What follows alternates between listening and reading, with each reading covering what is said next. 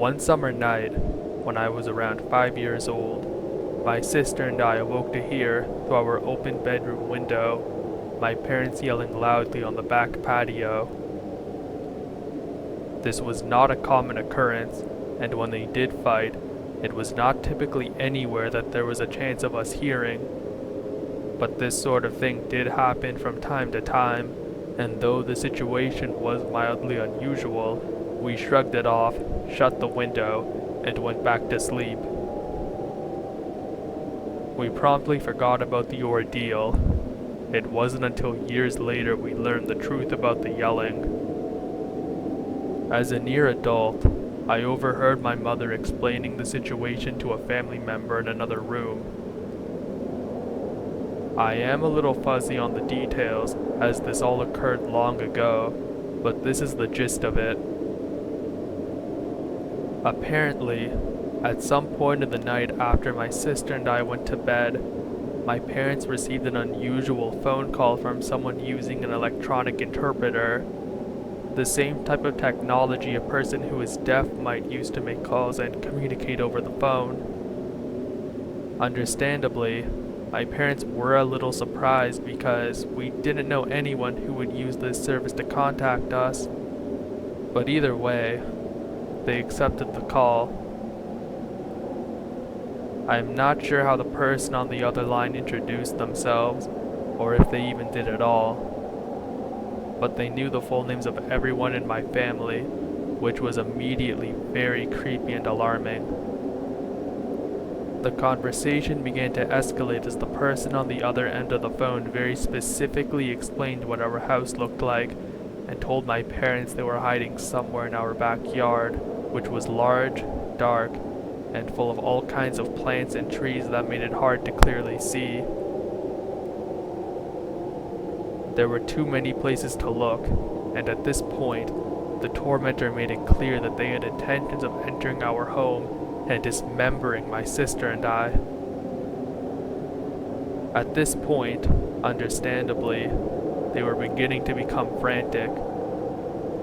There was a chance that nobody was out there and this was just some kind of cruel joke, but that notion was not worth the risk of believing. My dad asked if they were really where they said they were, what my parents were doing at that very moment, what were they wearing.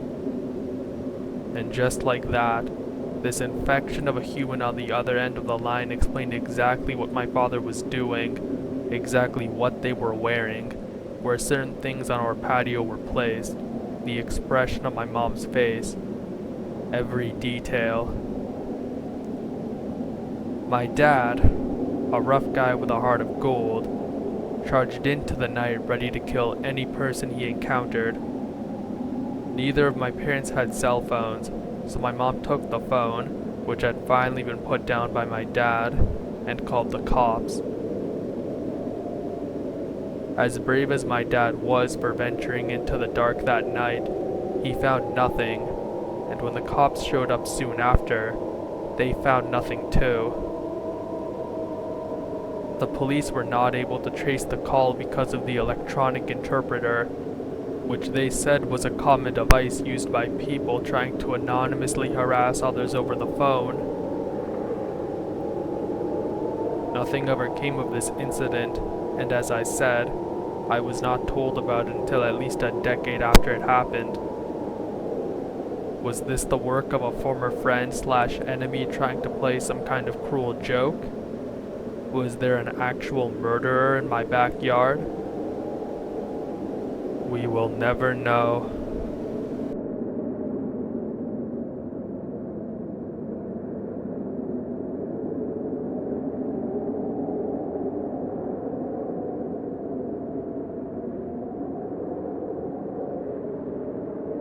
So I recently started school again, and as part of my daily regime, I am required to travel to Toronto Monday to Friday via the train and subway lines. It's about a good 2 hours one way, so I usually pull out a good book, pop in my headphones, and relax to some light music. I, of course, being from out of town, have heard a lot of the horror stories that many people endure on the TTC. Naturally, I thought most of it was just over-exaggeration and tall tales.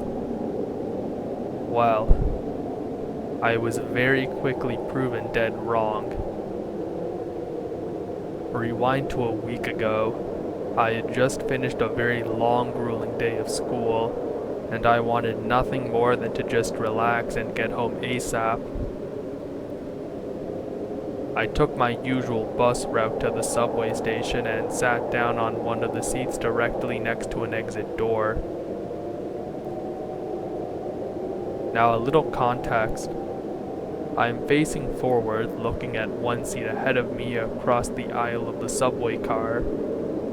This seat was occupied by a 20-something Asian lady who was playing some game on her phone and was paying absolutely no attention to anything going on around her. Next to the seat opposite to me is another seat facing this Asian lady, and it's the person in this seat that made my 40-minute subway ride very disturbing. Occupying the seat was a lady, about 30 to 40 years of age, who possessed a very creepy smile. I say this because she never stopped smiling, and I mean she was smiling the entire subway ride. Anyway, the car pulled out of the station, and we were on our way. For the first half of my trip, she would continuously be staring at this Asian girl, laughing and muttering to herself.